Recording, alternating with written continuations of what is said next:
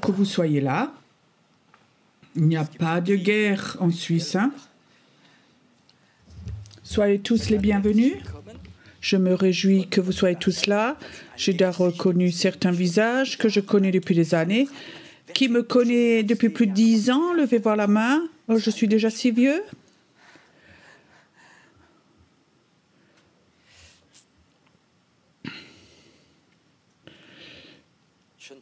Donc, il y a plusieurs jours avant que je vienne, Dieu m'a donné 2 mots avant de venir, et ce sont se réveiller et se lever.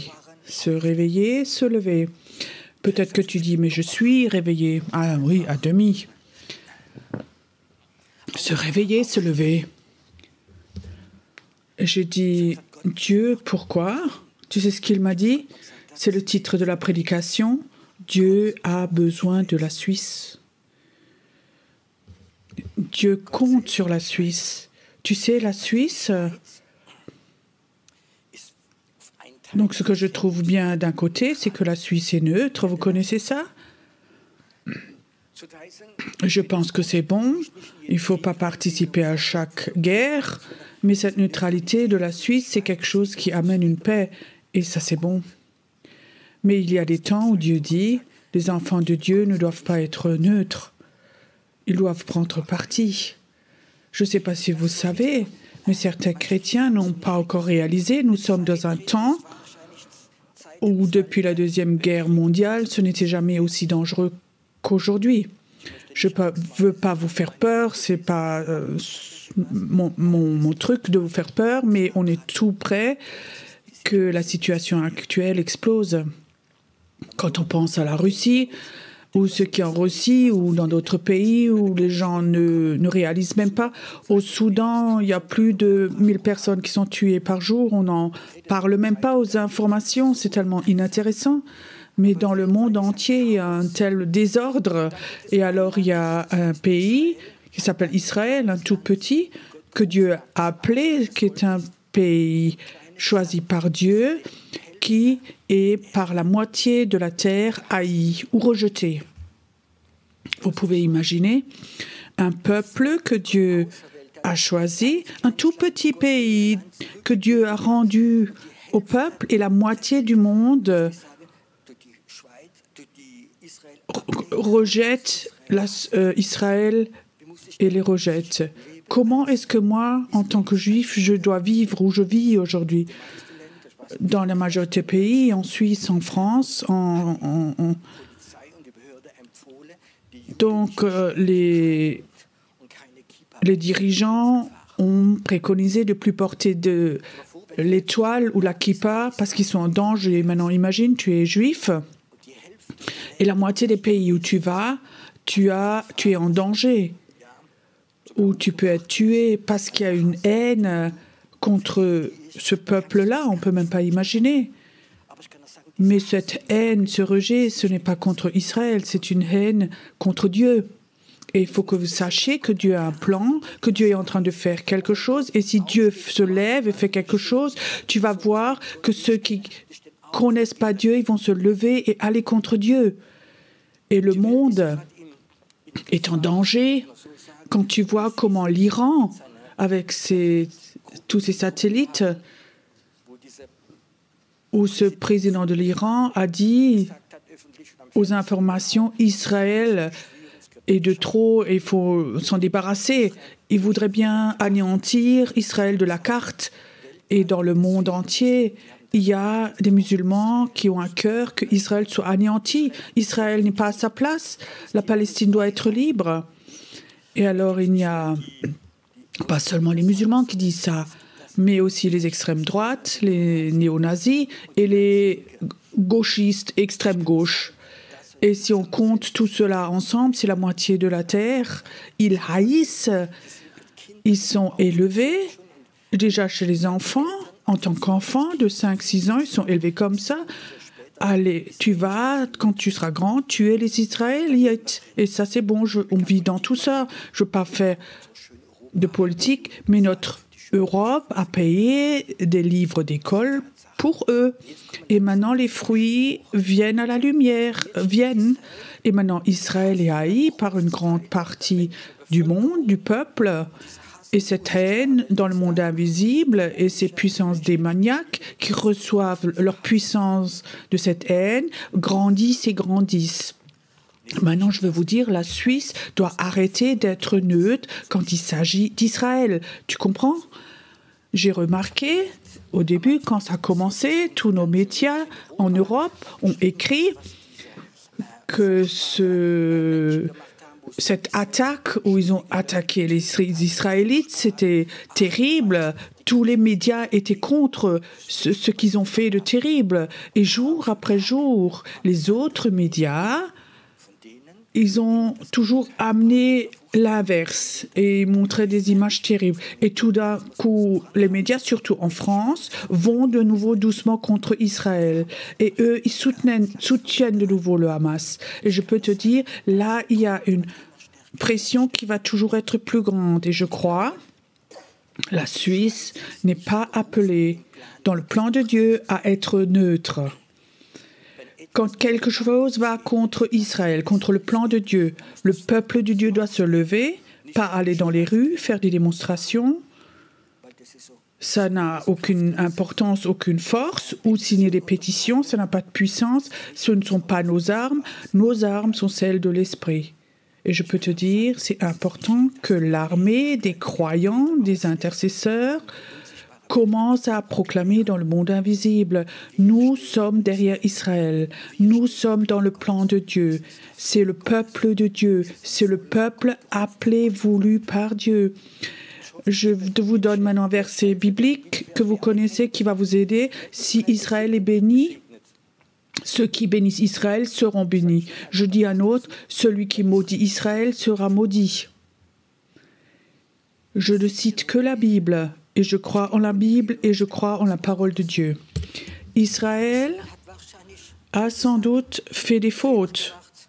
Dans certaines situations aussi de l'orgueil, dans certaines situations, Isaïe dit aussi, leurs yeux sont fermés contre le plan de Dieu.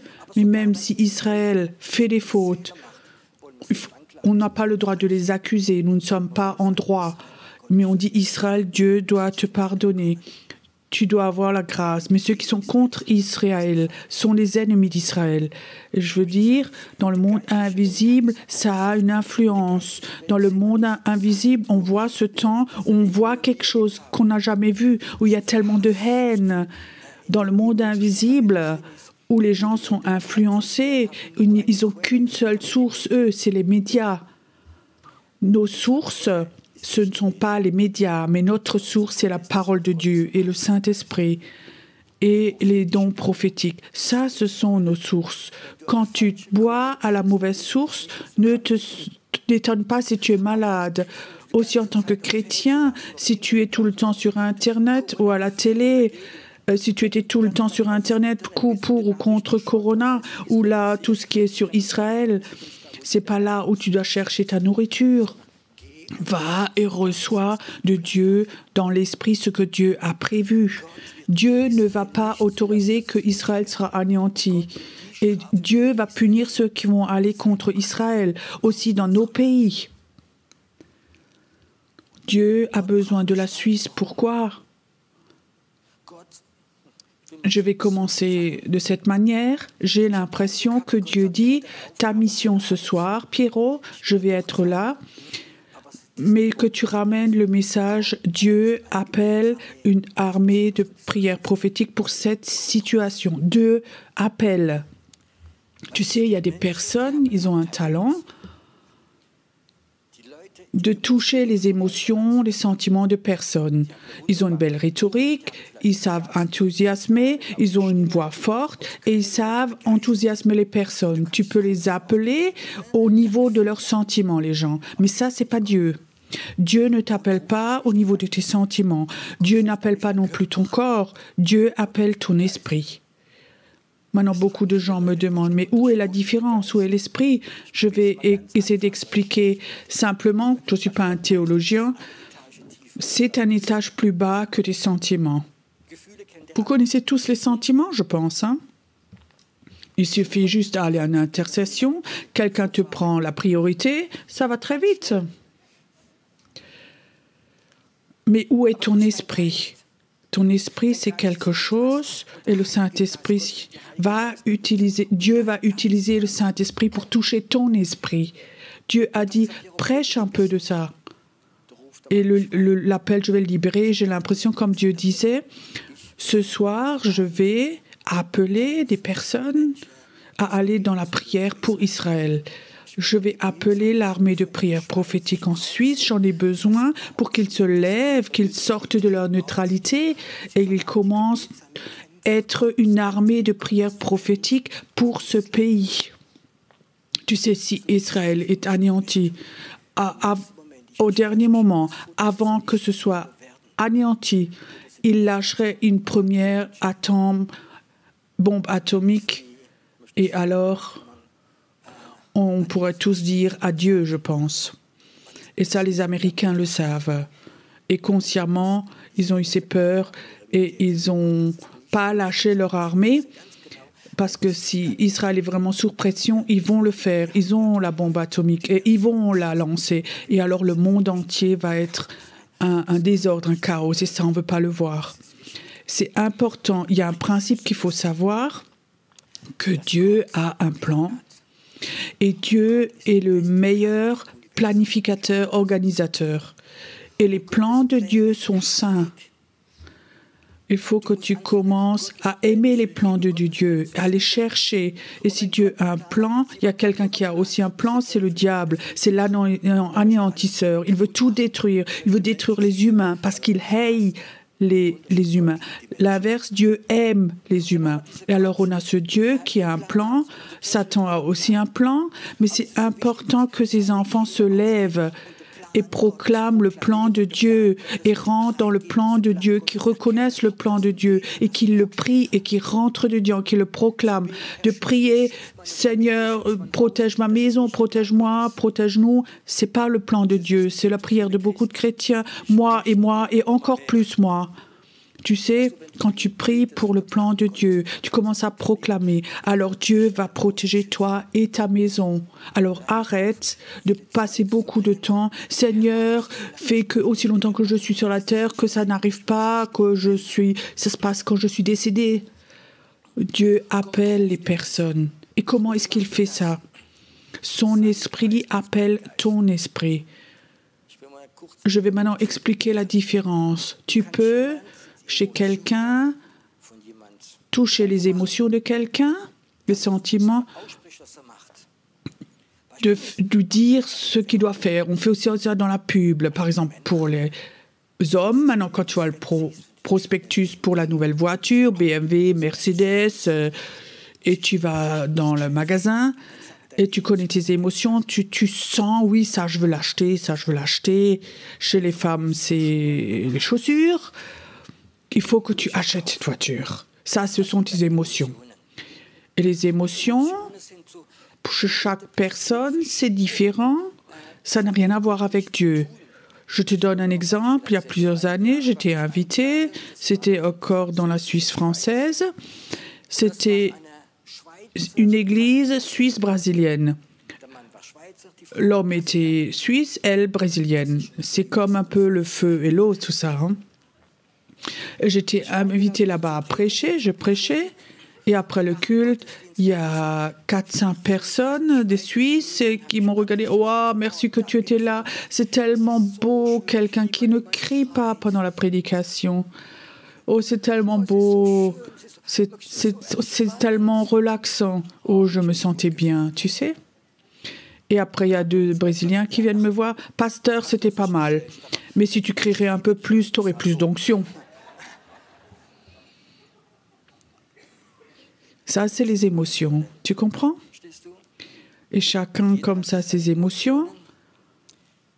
Moi, j'avais fait un séminaire en Amérique du Sud, dans une grande église.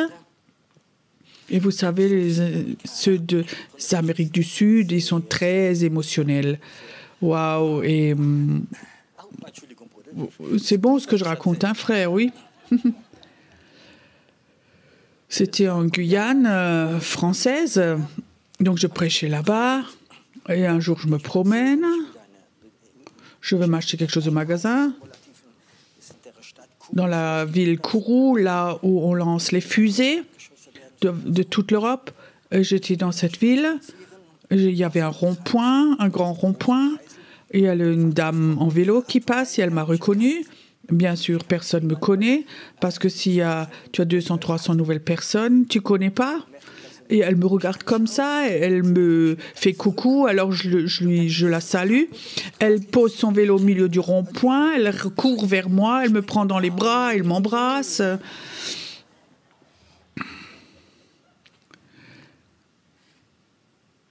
Je n'ai pas réussi à la décoller, il y a déjà le prochain qui venait vers moi.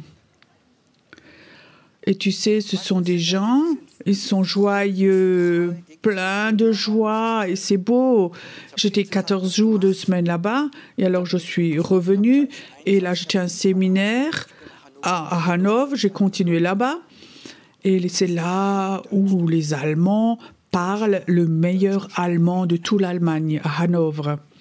J'arrive là-bas à l'église. Je voyais déjà à la porte et j'étais là 14 jours dans ce pays chaleureux. Et là, j'arrive à Hanovre, dehors, le service d'accueil, comme ça, bonjour, monsieur Fay. Bonjour, monsieur Si, avec un, comme ça. Oui, bonjour, monsieur Fay. Ça, c'est la différence, tu comprends? Mais ça ne signifie pas qu'il t'aime moins ou plus. C'est la culture, le passé, plein de choses, libère les émotions. Moi, j'aime les émotions. Mais quand Dieu vient, il peut te toucher. J'ai vécu où les gens ont eu la nouvelle naissance, ils ont sauté de joie, d'autres ont pleuré. Ils ont reçu la nouvelle naissance, ils ont été sauvés, leurs péchés étaient pardonnés, ils ont tellement reconnaissé et ils faisaient que de pleurer. D'autres ont raconté à tout le monde. Les autres ont sauté. Tu sais, l'esprit fait des choses. Les émotions, c'est pas ce qui est le plus important, mais il faut respecter que ce soit différent. Mais il faut voir qu'est-ce que fait l'esprit. L'esprit peut appeler des personnes. Quelle est la différence? Quand quelqu'un est là et il veut vendre quelque chose et vend bien, alors tes émotions... On dit ça, on va l'acheter, tu peux avoir envie, ça tu peux faire, maintenant tu peux acheter, peut-être 1 heure après, tu le regrettes. Vous avez déjà expérimenté ça? Mais pourquoi j'ai donc maintenant signé ça? Parce que ce vendeur avait la capacité de toucher tes émotions et c'était plus fort que ton intelligence et tu as signé.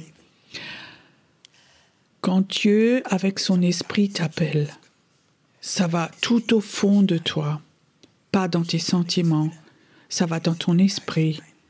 Et tu sais que Dieu t'a appelé. Et l'appel de Dieu est dans ton esprit. Tu connais l'appel de Dieu? Quand tu t'es converti, tu as entendu l'appel de Dieu? Ou quelqu'un t'a poussé? Ou est-ce que tu as senti Dieu m'appelle?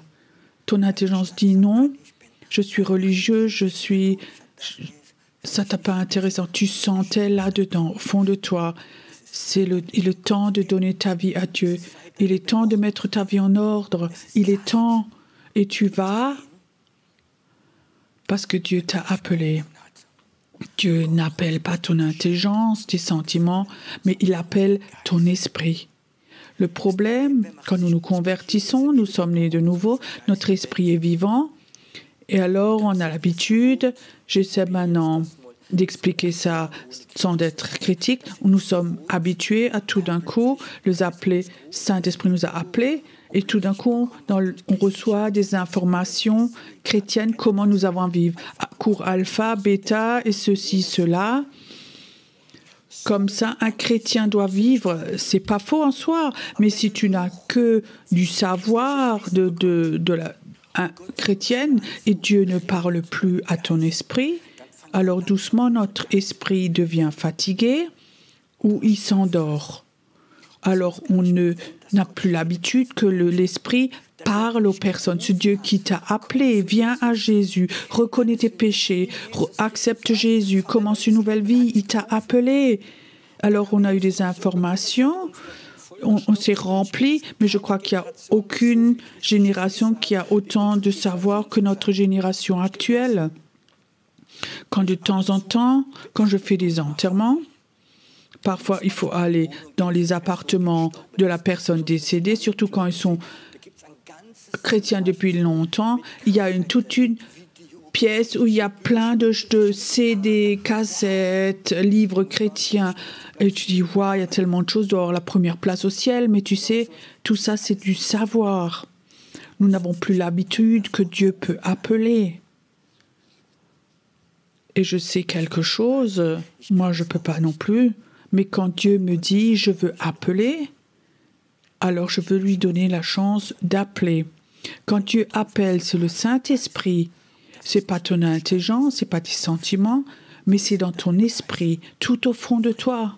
Et ça, c'est la raison. Dieu a dit, restez réveillés, levez-vous et être présent pour ceci. Ton esprit doit de nouveau apprendre à écouter.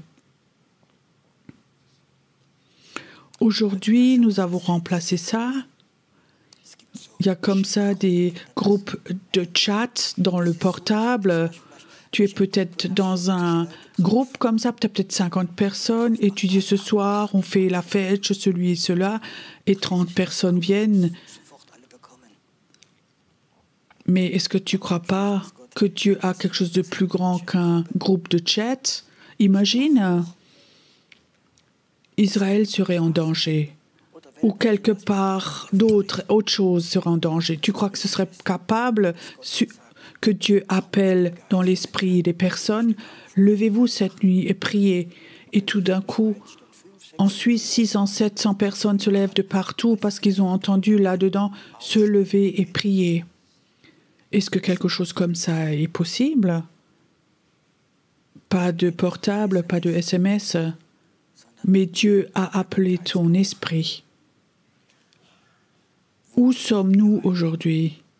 Si je suis honnête, l'Église de Jésus s'est endormie. Elle est à moitié dans son sommeil. Et à part des programmes, on n'a pas grand-chose à proposer. Tu sais, tu peux avoir des programmes. Mais Dieu doit avoir la capacité à chaque moment de stopper ce programme et de donner ces informations à lui. Imagine maintenant, tu regardes la télé, un beau film ou un beau reportage, et tout d'un coup, en bas, il y a une annonce, « Lève-toi, c'est le moment de prier ». Est-ce que tu t'effraierais? Mais Dieu ne va pas utiliser la télé pour ça, mais il va, avec son esprit, appeler ton esprit. Quand Dieu n'a plus la capacité d'appeler son peuple au travers de son esprit, parce que la majorité d'entre eux sont endormis et ils sont dans leur quotidien, dans leur programme, alors Dieu va appeler d'autres personnes où il sait qu'eux vont entendre. Imagine, effectivement, une troisième guerre mondiale se réalise. 50% de la terre serait détruite, aussi en Europe. Des villes entières seraient détruites. Il n'y a plus d'argent, il n'y a plus beaucoup de nourriture. Et Dieu dirait, c'est parce que mes enfants ne se sont pas levés, parce qu'ils ont dormi. Est-ce que tu aurais une mauvaise conscience après? Moi, je veux vous dire, nous vivons dans un temps qui est sérieux. Il ne s'agit pas de religion, de dénomination, d'église, de structure, de conférence. Il s'agit aujourd'hui, Dieu a dit, j'aimerais de nouveau, avec son canal, toucher ton canal à toi. Qu'il y ait quelque chose en toi, ou tout d'un coup, que ce soit le jour ou la nuit. Hier, je suis venu ici, et alors en route, notre voiture a une panne. Le pneu a éclaté, on était là, sur l'autoroute, en Allemagne, on voulait venir. La voiture était remplie de matériel. Nous étions sur l'autoroute. Et alors, on se disait, qu'est-ce qu'on fait? Dépanneuse, et après, on avait tout le matériel avec nous. Et comme ça, j'ai eu une idée. Est-ce qu'il n'y a pas quelqu'un qu'on pourrait appeler? Et alors, j'ai appelé notre ami Martin. Il n'habitait pas très loin. Et j'ai dit, écoute, est-ce que tu as une idée? On est là maintenant. Alors, il dit, il n'y a pas de problème, je viens. On a tout mis dans la voiture. Hier soir, sous la pluie, on est tout monté ici et le retourné. Il nous a emmenés. Je me réjouis de ce qu'il a fait pour nous, pour le Seigneur. Mais je te dis, Dieu voudrait avoir beaucoup d'amis comme ça. Pas qu'on vienne avec la voiture, mais qu'on se lève, qu'on sorte nos armes de guerre et qu'on commence à proclamer le plan de Dieu.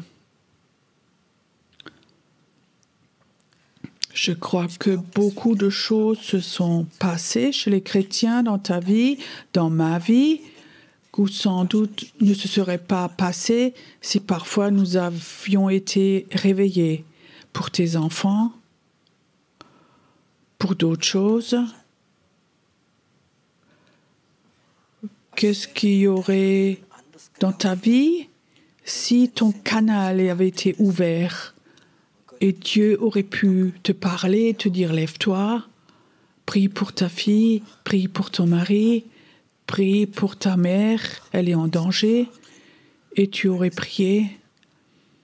Est-ce que tu crois que certaines choses auraient été différentes dans ta vie, dans ma vie? Dieu a dit, la Bible, il a mis son esprit en toi. L'esprit de Dieu est en toi. Et ça, c'est un récepteur. Et s'il n'est pas allumé, si Dieu ne peut plus te parler,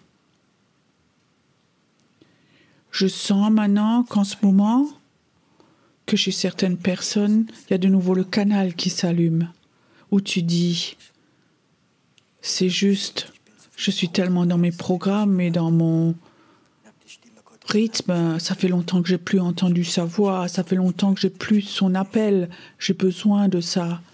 Pour moi, il n'y a rien de plus beau dans ma vie. Quand je prie et Dieu m'appelle la nuit ou le jour et dit « j'ai besoin de toi », qu'est-ce que ça signifie? Ça, ce sont mes sentiments de valeur. Un Dieu qui a besoin de moi, pas une église ou un programme, mais Dieu a besoin de moi et Dieu a besoin de toi. Dieu a besoin de la Suisse plus qu'auparavant. Moi, j'aimerais ce soir rien faire d'autre comme Jean-Baptiste, de cette voix dans le désert qui crie, qui prépare le chemin. Et je peux dire dans mon cœur, le monde est en danger. Israël est en danger. Il est temps d'arrêter de dormir. Et Dieu appelle en ce moment. Comment Dieu appelle encore? Comment est-ce qu'il va appeler ce soir? Une des plus belles histoires dans la Bible, c'est chez Moïse. Un feu. Un feu. Moïse voit ce feu. Un feu dans le désert, ça peut arriver. Mais il ne s'éteint pas. Bien qu'il n'y ait plus rien à brûler, il ne s'éteint pas et il va vers ce feu. Et alors il entend ces paroles. Tu es sur un lieu saint, enlève tes chaussures. L'endroit où tu te tiens est saint et Dieu appelle Moïse dans le feu. Vous savez, la Bible dit, Dieu était un Dieu du feu, un Dieu jaloux. Et quand le feu de Dieu est là, pas le feu de l'enthousiasme, quand le feu de Dieu est là, où tu sens dans ton esprit, c'est souvent le moment où Dieu appelle. Quand est-ce que Dieu, la dernière fois, t'a-t-il appelé? Nous avons notre tête remplie de programmes, de savoirs chrétiens, de livres, de revues, plein de choses remplies. Quand est-ce que la dernière fois, la nuit, Dieu t'a appelé, t'a dit « Lève-toi, j'ai besoin de toi ». Parfois, on est tellement investi dans ces programmes chrétiens qu'on n'a même plus le temps d'entendre. On est des faiseurs, des activistes. J'ai l'impression où Dieu dit ce soir, mon feu va venir. Et ce soir, nous allons sentir le feu, pas de l'enthousiasme, mais tout au fond de toi, ce feu de Dieu. Et je vais appeler de nouveau dans le feu. Comme j'ai appelé Moïse, je vais appeler ce soir un Dieu qui dit « J'ai besoin de toi, j'ai besoin de la Suisse, j'ai besoin de personnes qui sortent de leur passivité, j'ai besoin de personnes qui sont prêtes quand ils entendent ma voix, de tout enlever. » Martin était à son travail et alors il a dit « J'arrête, je ferme ma clé, je viens. » Si on faisait des choses comme ça au niveau du spirituel, tu es invité à un anniversaire d'un frère, une sœur sympa, où Dieu dit tout dans 5 minutes avant, tu ne vas pas, j'ai besoin de toi. J'ai besoin de toi dans la prière. Est-ce que tu dirais oui, ok, je me désiste et je reste ce soir tout seul avec mon Dieu. Parfois Dieu aussi t'appelle aussi dans la parole. Tu entends la parole de Dieu, tu lis la parole et alors tu sens comme Dieu t'appelle là-dedans.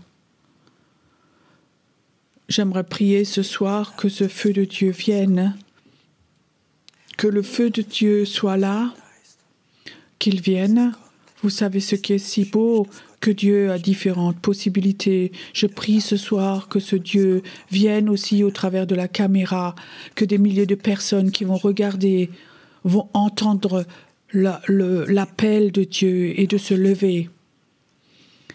Il ne s'agit pas ce soir de consommer, mais il s'agit d'entendre si Dieu t'appelle. Dieu peut t'appeler, tu peux avoir 15 ans ou 85, ça n'a aucune importance. Quand Dieu t'appelle pour prier, alors tu vas te lever. Tu vas te lever. Tu vas te lever. Je dis encore ce que je dis au début, réveiller et après se lever. Est-ce que ton esprit ce soir est réveillé? Sens ton esprit. Est-ce que ton esprit sent qu'il y a quelque chose dans l'air ce soir ici? Que Dieu est prêt à t'appeler ce soir? Que tu reçois une mission spéciale pour toi?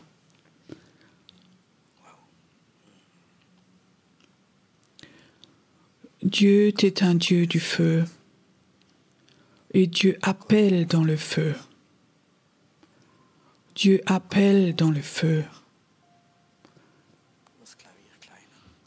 Dieu appelle dans le feu. Il appelle. Il appelle. Est-ce que tu es prêt dans cette armée de prières prophétiques de rentrer dedans, pas dans une organisation chrétienne, mais où Dieu lui-même est le général, où Jésus-Christ lui-même est ce général qui crie ce cri de guerre dans Ésaïe. Dans Ésaïe, c'est écrit. Il s'agit de son pays. Il s'agit d'Israël. Il s'agit de ces Juifs, de ces Juifs qui sont attaqués dans le monde entier. Venez, levons-nous.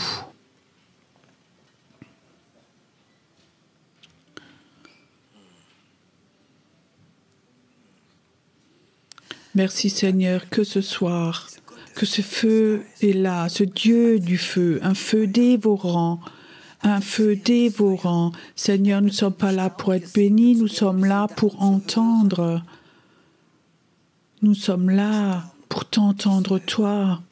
Est-ce que tu es prêt à être silencieux et entendre cet appel de Dieu en toi?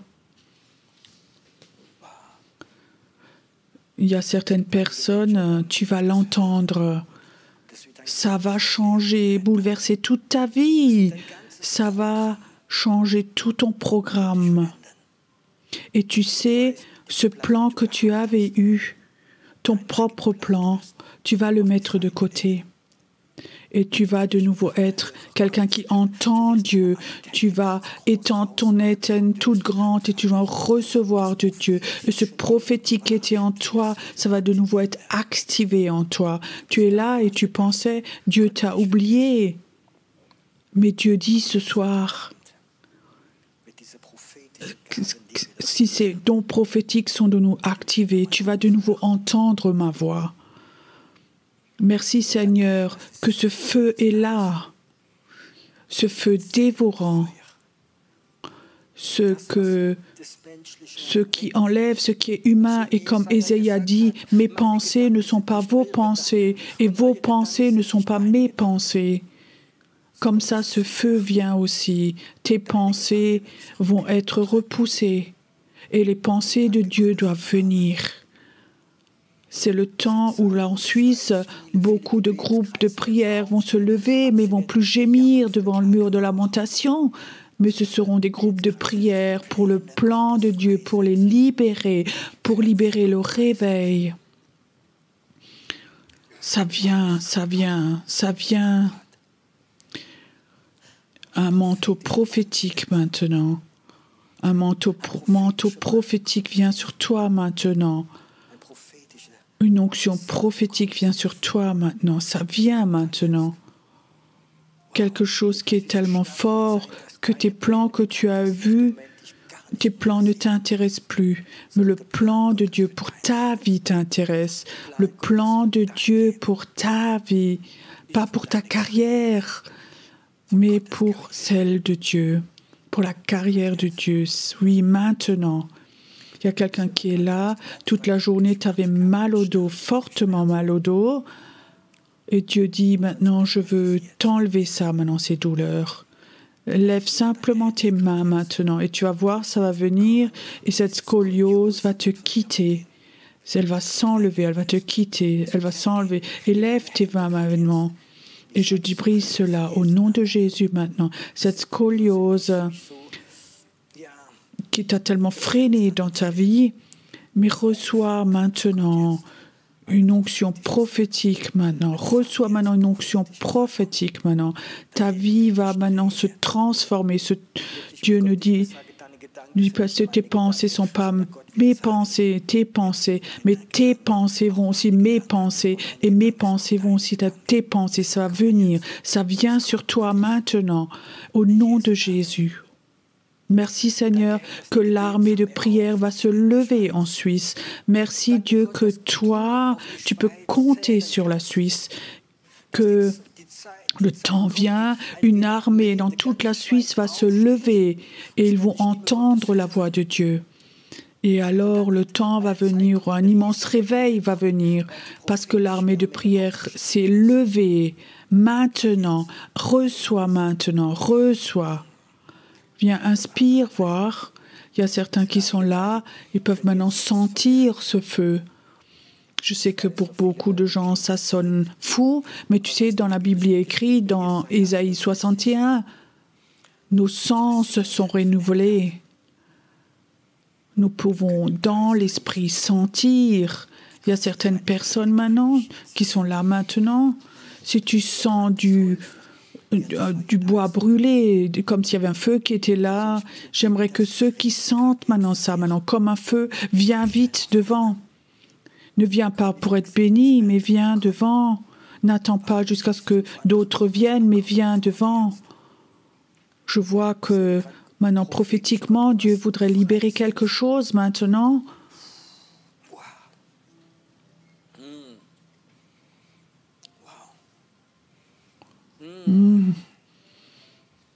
Dieu touche maintenant ton esprit.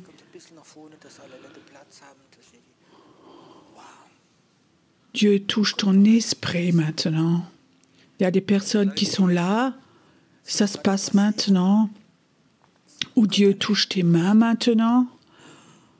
Certains maintenant qui ont reçoivent quelque chose dans leurs mains et Dieu dit, je t'appelle à lever tes mains vers Dieu et tu vas voir comme le ciel va s'ouvrir, comme quelque chose va tout de suite être là. Il y en a certains, ils ont connu ça à l'époque quand ils levaient leurs mains et ils ont adoré leur Dieu. C'est comme si une électricité venait et Dieu dit, ça va devenir beaucoup plus fort, tu vas déchirer le ciel avec tes mains. Et peu importe où tu es maintenant, si tu es dans la rue, quand tu sens que Dieu touche tes mains, alors élève-les là où tu es. Et je vois comme les anges vont venir et vont simplement descendre avec ces paroles. Et cette place où tu es va plus être la même qu'auparavant. Tu vas aller à des endroits qui sont maudits. Tu vas sentir les démons. Et maintenant, Dieu dit, élève tes mains. Et tu vas élever tes mains. Et tu vas voir comme ces puissances démoniaques vont partir. Parce que tu as ce feu. Parce que tu as appelé ce feu, ce Dieu du feu. Ça touche tes mains maintenant. Maintenant. Père, une onction prophétique pour mon frère et sœur ici, une onction prophétique pour mes frères et mes sœurs maintenant. Seigneur, qu'il n'y ait plus de fatigue, plus de résignation dans leur vie puisse venir maintenant, mais que ce feu de Dieu soit là maintenant, que ce feu de Dieu, ce feu de Dieu, ce feu de Dieu, ce feu de Dieu, ce feu de Dieu.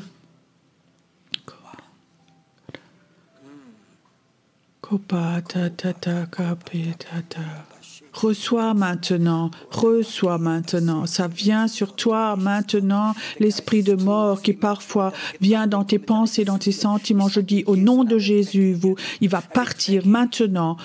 La mort et le feu ne vont pas ensemble et je dis mort, maintenant tu vas la lâcher. Ils vont transmettre la vie, ils vont déchirer le ciel.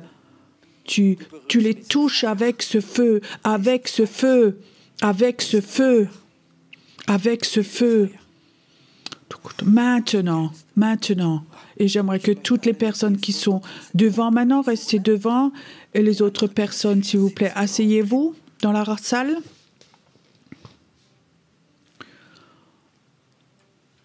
Devant, restez devant. Et maintenant, j'aimerais que vous qui êtes devant, vous vous tournez vers la salle et aussi vers la direction des caméras. Et maintenant, élevez vers vos mains. Et je compte jusqu'à 3 et vous allez appeler le feu. 1, 2, 3. Feu.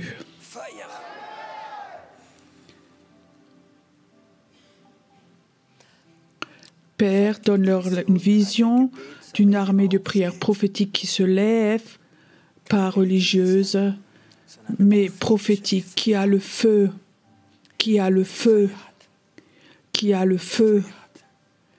Tu es un Dieu merveilleux. Tu es un Dieu merveilleux. Et Seigneur, ce sont des gens qui vont entendre. Tu vas de nouveau leur parler. Merci Seigneur que leur esprit aussi dans la salle ici, leur esprit va être ouvert. Tu vas les utiliser fortement, fortement. Merci Jésus. Vous pouvez retourner à vos places maintenant.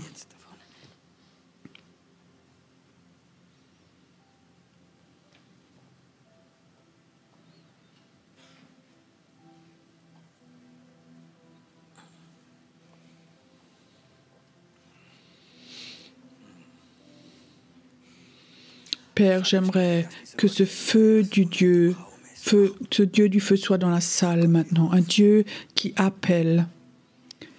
Peut-être que tu es là et tu penses, mais Dieu, c'est pas mon appel. Mon appel, c'est guérir les malades. Mon appel, c'est de la délivrance. Mon appel, c'est peut-être de prêcher. Tu sais ce que Dieu dit? Si tu es dans mon armée de prière, tu vas guérir des malades comme jamais auparavant. Tu vas voir comme des démons vont être chassés comme jamais auparavant. et des prédications vont être beaucoup plus puissantes. Dieu ne te prend rien, mais il le fortifie. Et ça, c'est Dieu. Il rend tout plus fort, plus fort. Venez, on inspire encore. Dans la salle, il y a quelque chose de très bon. Écoute, toi qui es là, et tu as senti cet appel de Dieu, et tu as senti dans ton esprit que c'est ça. Alors toi, tout seul, dans ton cœur, fais une promesse à Dieu et dis, Dieu, je veux appartenir. Je veux de nouveau entendre de ton esprit. Je veux de nouveau être dirigé par le Saint-Esprit de façon toute nouvelle. Je ne veux pas vivre un jour où je dis, Seigneur, si je m'étais levé, mais ça doit se passer. Dieu va t'utiliser.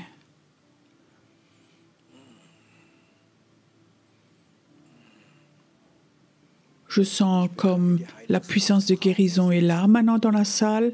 Ce Dieu du feu est là maintenant. Il y a tellement de personnes qui sont là, elles ont des problèmes dans les épaules. Ça vient souvent de soucis que nous avons portés. Peut-être de peurs que nous avons portées. Et d'autres choses.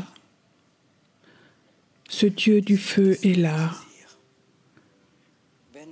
Il y aura après toute une équipe de prière qui va prier pour les malades parce que Dieu ce soir voudrait aussi déverser sa guérison.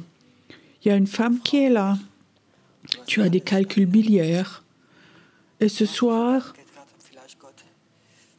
tu dis, je ne voudrais pas être opéré, tu peux me les enlever. Et Dieu dit, j'ai vu ta foi. Et cette personne qui a des calculs biliaires vient devant après. On va prier pour toi. Et ta foi va se manifester. Et tu vas voir. Merci Seigneur que tu es là. Que tu es là. Nous allons encore un 20 ans. Où la présence de Dieu va encore être là. Et si vous avez sur le cœur, pour ce ministère que nous faisons, pour bénir aussi et qu'on puisse tous payer nos factures, alors vous avez le droit de mettre quelque chose, laissez passer les corbeilles, mais restez tout de même dans la présence de Dieu, dans une attitude de prière.